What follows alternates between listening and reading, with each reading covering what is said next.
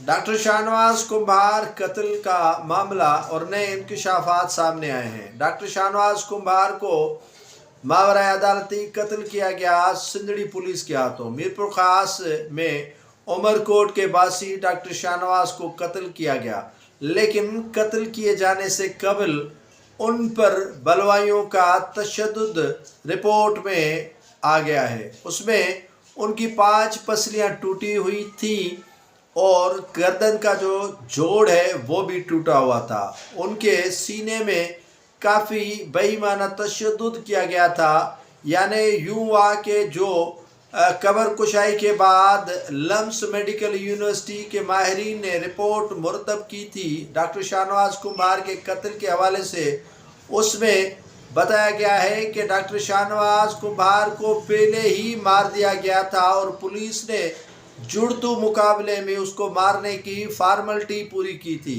बलवाइयों ने पहले ही उसे कत्ल कर दिया था और हमले आवरों के हवाले किया पुलिस ने।